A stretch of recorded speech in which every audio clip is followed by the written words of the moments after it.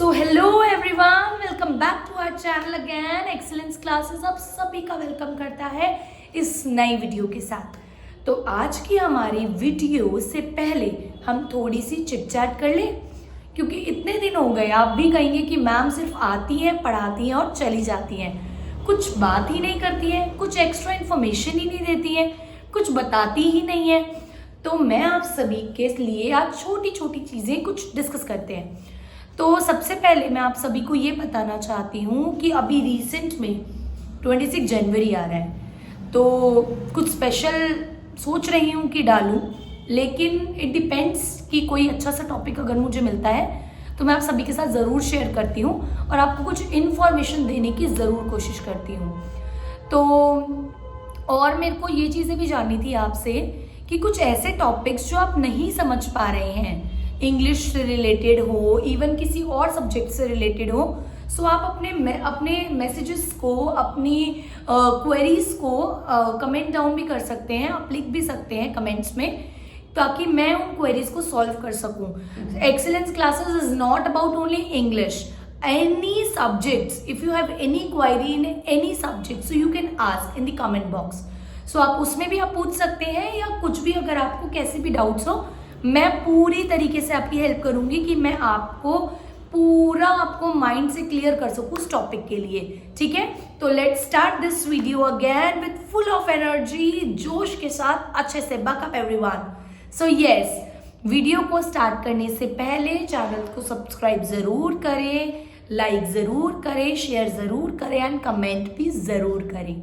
तो आज की हमारी वीडियो है singular subject and plural subject में, सिंगुलर वर्सेस प्लूरल। अब ये जो वर्ड है सिंगुलर और प्लूरल, ये मैं आपको यहाँ पे ये नहीं सिखाऊंगी कैट कैट्स, डॉग डॉग्स, हम ये नहीं पढ़ रहे हैं। हम पढ़ रहे हैं singular subject and plural subjects. ये सब्जेक्ट्स क्या हैं? सब्जेक्ट्स आप सभी जानते हैं, सब्जेक्ट के अंदर आते हैं नाउन और प्रोनाउंस।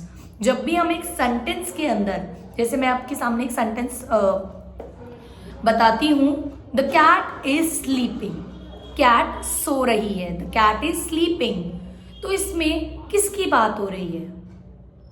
किसकी बात कर रहे हैं हम कर रहे हैं कैट की बात। किसकी बात कर रहे हैं हम? कैट की बात कर रहे हैं। तो यहाँ सब्जेक्ट क्या हुआ? कैट हुई।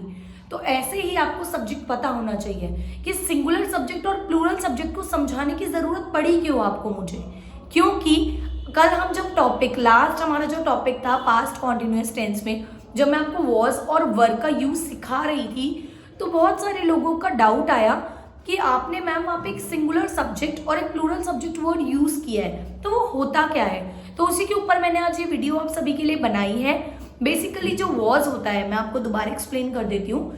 जो वॉज होता है वो लगता है हमारा ही, शी, इट और सिंगुलर सब्जेक्ट। आप इसको नेम भी बोल सकते हैं, सिंगुलर नेम, लेकिन मैं सब्जेक्ट इसलिए यूज कर रही हूँ क्योंकि it includes both noun and pronoun. तो नाउन एंड प्रोनाउन जहां पे आता है सिंगुलरली, मैं आप सभी के आगे डेफिनेशन भी डिस्कस कर देती हूँ।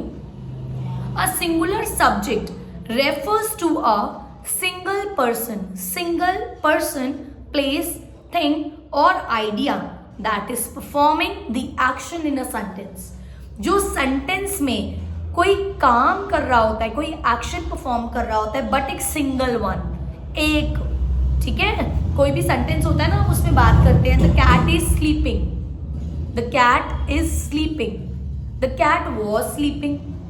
तो वॉज क्यों लगाया मैंने? क्योंकि एक की बात हो रही है, सिंगुलर सब्जेक्ट की बात हो रही है, इसलिए मैंने वहां वॉज लगाया।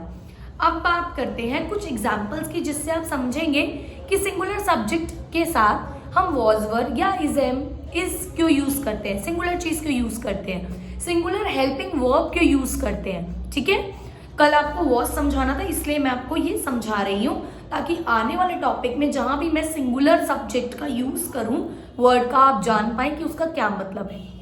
The cat is sleeping, the cat was sleeping. तो यहाँ पे वॉज लगा, इज लगा, और हमारा सब्जेक्ट क्या है? सिंगुलर। तो ये सिंगुलर सब्जेक्ट इसमें कैट हो गया। Next, she is hard working. एक की बात हो रही है, एक ही लड़की की बात हो रही है, ये हमारा सिंगुलर सब्जेक्ट है। Next, a book is lying on the table. A book, एक बुक की बात हो रही है, सिंगल वन, तो ये सिंगुलर हमारा सब्जेक्ट है। मैंने 3 एग्जाम्पल आपके साथ डिस्कस करे। अब हम इस टॉपिक को यही एंड करते हैं, ठीक है। अब आते हैं नेक्स्ट टॉपिक के साथ। नेक्स्ट टॉपिक हमारा जो है वो है प्लूरल सब्जेक्ट। प्लूरल सब्जेक्ट क्या कहता है? एक से ज्यादा चीज प्लूरल होती है। जैसे कैट सिंगुलर है तो कैट्स प्लूरल है, उसमें हम कुछ भी समझ सकते हैं, चाहे वो 2 कैट्स हो, 3 कैट्स हो, 4 कैट्स हो या मैनी कैट्स हो, बहुत सारी कैट्स हो, तो वो हमारा प्लूरल सब्जेक्ट है।